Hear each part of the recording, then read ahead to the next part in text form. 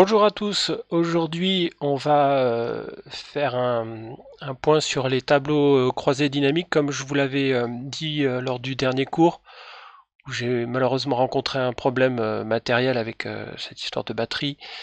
Comme on n'avait pas pu faire cet exercice, enfin cet atelier avec qui était un peu compliqué, on va commencer avec un exercice beaucoup plus simple que j'ai préparé en fait pour une classe l'an dernier, donc il correspondra tout à fait aux besoins que vous avez de vous familiariser dans un premier temps. On fera l'atelier en présentiel à la CCI.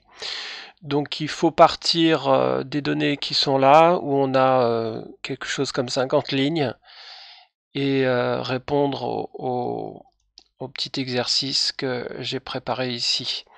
Voilà, à partir du fichier Excel base de données sur les tableaux croisés dynamiques, utilisez la fonction tableau croisé dynamique. Donc là, comme vous le voyez, il y a 5 questions qui sont très très simples, vous allez voir. Et ce que je vous propose, c'est qu'on va faire d'abord la première question ensemble pour que vous puissiez voir comment ça fonctionne. Prenez vos repères, etc. Et après, vous allez résoudre les autres questions par vous-même. Vous verrez, c'est très très simple. Il suffit juste de savoir comment créer un tableau croisé dynamique et comment lire correctement un énoncé. Donc avant de répondre à cette première question, qui va concerner déterminer quels sont les deux vendeurs qui ont vendu le plus d'unités, d'abord il faut savoir faire un tableau croisé dynamique. Donc on y va de suite. On va aller faire un tableau croisé dynamique. Alors évidemment, pour faire un tableau croisé dynamique, vous faites insertion et tableau croisé dynamique. Ça, maintenant, je pense que tout le monde le sait. Par contre, à ce stade-là, c'est pas indispensable de sélectionner tout le tableau pour faire un tableau croisé dynamique. Mais à ce stade-là, j'aime bien montrer comment on sélectionne tout un tableau parce que c'est des compétences qui vont vous être utiles le jour de l'examen, ne serait-ce que pour la mise en forme et plein d'autres choses. Donc là, vous voyez que si je bouge le curseur de la souris, j'ai des icônes qui sont bien différentes. Alors ça, maintenant, il faut que ça soit acquis, hein. On en a déjà parlé et il faut vraiment que ça soit quelque chose de bien connu. Pour vous déplacer tout en bas, c'est cette icône avec les 4 flèches noires. Vous voyez, si je double-clique sur la partie basse de la cellule vendeur, je vais aller tout en bas du tableau. Et si je double-clique sur la cellule haute qui contient la valeur Daniel, je vais aller tout en haut. D'accord? Donc là, il me suffit de maintenir la touche Shift enfoncée et de faire pareil, tout en bas. Et maintenant, j'ai plus qu'à sélectionner la cellule E49. Voilà, mon tableau croisé dynamique est entièrement sélectionné. Bon, on n'en a pas l'utilité hein, pour faire un tableau. Enfin, mon tableau, pardon, est entièrement sélectionné. Pour faire un tableau croisé dynamique, il suffit juste de sélectionner une cellule, mais c'est important, je pense que vous puissiez voir cette compétence-là. Ensuite, on fait OK. Et là, pour des soucis de présentation, on va renommer. Parce que tableau de croisé dynamique 5, c'est pas très joli. Et en plus, le jour de l'examen, la présentation, c'est un critère de points. Hein.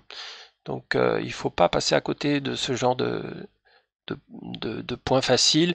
Là, pour le renommer, bah, vous allez aller soit dans Options du tableau croisé dynamique, Options, et vous apportez le nom ici. Soit, mon cher contexte, vous vous souvenez que je vous parle souvent du contexte, il faut se placer dans le contexte. Regardez par exemple, là si je clique là, le contexte a changé. J'ai plus l'interface des tableaux croisés dynamiques. Par contre, si je clique là, évidemment, vous avez l'interface qui se place ici. J'en profite pour vous dire qu'en fait, sur les tableaux croisés dynamiques, on peut afficher et désafficher aussi avec cette interface-là. On l'avait vu en cours. Hein. Donc là, pour renommer, je vais faire tout simplement option du tableau croisé dynamique. Je vais l'appeler meilleure vente. Il me semble que c'est un nom approprié.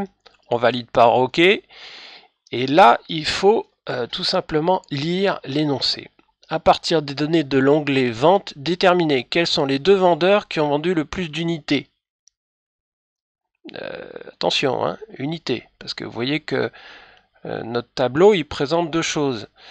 Les ventes avec le chiffre, enfin monétaire, hein, et puis là les unités.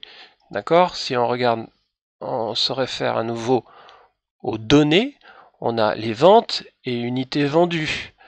Donc il va pas falloir choisir, puisque là on nous demande dans l'énoncé, malheureusement il y a beaucoup d'étudiants le jour de l'examen, ils font se tête baissée. Là on nous demande pas autre chose que le nombre d'unités. Hein. Donc sur notre tableau croisé dynamique, là il va falloir choisir vendeur évidemment. Mais si je fais vente, je vais avoir la somme des ventes. Ce que je veux, moi, c'est les unités vendues. Hein, c'est bien écrit dans l'énoncé. On a le plus d'unités. D'accord? Et on dit même indiquer les quantités respectives. Donc là, on va décocher vente. Hein, on n'en veut pas. Voilà. Et à partir de là, c'est simple. On sait. Alors, pour des soucis de présentation, on va réordonner ça. On sait que c'est Caroline et donc Armel, oui c'est ça, qui ont vendu le plus d'unités.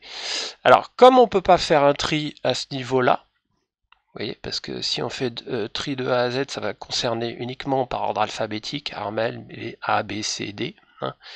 Là, il faut tout simplement cliquer sur une des cellules de la colonne B, et puis utiliser les fonctions traditionnelles, hein, du plus grand donc au plus petit. Voilà, donc là on va pouvoir répondre. On va mettre Caroline.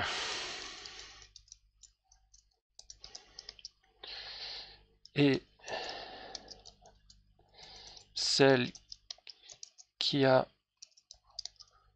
le plus vendu